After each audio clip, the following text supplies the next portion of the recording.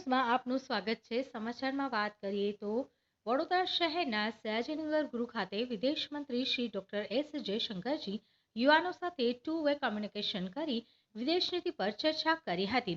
વડોદરા સયાજી ગૃહ ખાતે આજે સાંજે 6 વાગ્યે rising India the world topic પર યોજાયેલા આ સેમિનારમાં વડોદરાની વિવિધ યુનિવર્સિટી અને કોલેજના વિદ્યાર્થીઓએ ભાગ લીધો હતો। 2200 વિદ્યાર્થીઓએ સેમિનારમાં ભાગ લેવા નોંધણી કરાવી હતી, જેમાંથી 1600થી વધુ વિદ્યાર્થીઓએ ભાગ લીધો હતો।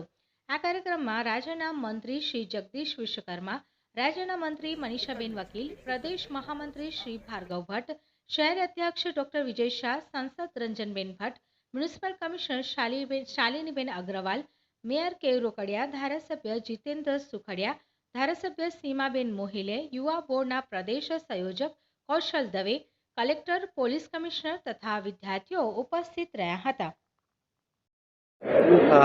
हमारे साथ 53 राजदूत और उनके कुछ लोगों जो हैं उनके हस्बैंड या वाइफ भी आए थे साथ। और हमारी कोशिश ये थी कि उनको इस समय में गुजरात का एक्सपीरियंस मिले, क्योंकि नवरात्र का समय जो है वो उनके लिए माने ये तो दुनिया में मशहूर है। तो आज शाम दिन में तो वो लक्ष्मी विलास महल देखने गए थे। राजा रवि वर्मा के पेंटिंग्स जो हैं उनके लिए उन्होंने वो वहाँ म्यूज़ियम में गए थे। शाम को वो गरबा प्रोग्राम में जाएंगे और कल वो केवड़िया जाएंगे, एकता नगर जाएंगे और उनका वहाँ कार्यक्रम है। और इसमें हमारी कोशिश है कि वो जो दुनिया के राजदूत जो भारत में जो दिल्ली में जो रहते हैं वो भारत को ठीक तरह समझे, और इसके लिए उनका अलग अलग स्टेट्स में जाना जो है बहुत ज़रूरी है। कोविड के समय में ये पिछले 2 साल में लोग जा नहीं पाए, तो ये थोड़े गैप के बाद ये ट्रिप्स ऐसे हो रहे हैं। मैंने सोचा कि गुजरात के प्रतिनिधि होते मैं सबसे पहले उनको गुजरात ही ले आऊँ, और वैसे कुछ और भी स्टेट्स आगे तो और भी अलग अलग स्टेट्स वो जाएंगे। तो ये बहुत खुशी की बात है क्योंकि बहुत सब आए हैं यहाँ, और मुझे बिल्कुल विश्वास है कि यहाँ जो परिवर्तन जो हुआ है वो खुद अपने आँखों से देखें, और जो एकता नगर का मैसेज जो है वो भी वो वापस दिल्ली ले जाए। तो ये है। और यहाँ तो बातचीत जो यहाँ जो इंटरेक्शन जो हुआ आपने तो सुन ही लिया था।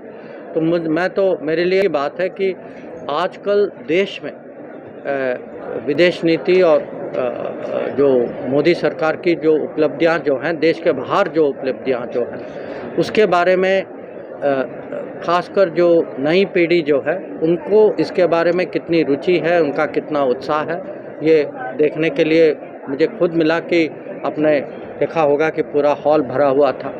तो ये ग्लोबलाइज दुनिया है, जो हमारी जो नई पीढ़ी जो है वो तो सब हमसे ज़्यादा ये पहचानते हैं। और मैं तो ये इतना ही कह सकता हूँ कि पिछले कुछ सालों में अगर मैंने पूरे देश में परिवर्तन आया है, पर जो मेरा विभाग जो जिसमें मुझे जानकारी है वो विदेश विभाग है, और उसमें गुजरात का खास इंटरेस्ट है। क्योंकि दुनिया में अगर भारत के कहीं एक स्टेट के लोग बाहर जाते हैं कि गुजरात, और उसके बाद केरल के लोग, एक देश नहीं होगा जहां गुजराती नहीं। और जो तो जब हम बाहर की बात करते हैं एक किस्म से हम गुजरातियों की जो देखभाल जो है उससे हम यहाँ देश के अंदर योजना बनाते हैं, जो वही सोच जो है वो देश के बाहर भी ले जाते हैं। और हमारी कोशिश है कि कोई भी कहीं भी मुसीबत में हो, किसी का भी हमारे नागरिक उनका कुछ परेशानी में हो, उनका कोई कुछ हित है, उनका कुछ वहाँ इंटरेस्ट है, तो उनको पूरा समर्थन मिलेगा।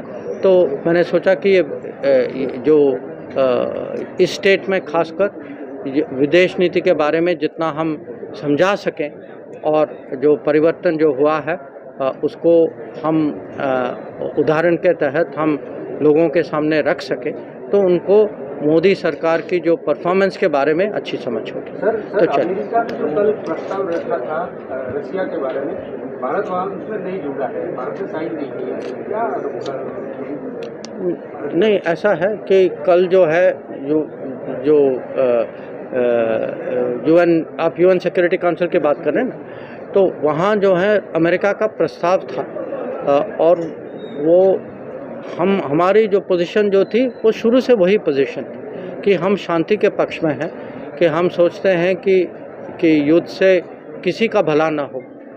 और हाँ, हमारी तो ये चाह है कि लोग जो हैं वापस जो हैं डायलॉग और डिप्लोमेसी में जाएं। ये प्रधानमंत्री शुरू से कह रहे हैं और कल हमारे राजदूत जो हैं उन्होंने वहाँ सिक्योरिटी काउंसिल में लिया था। सर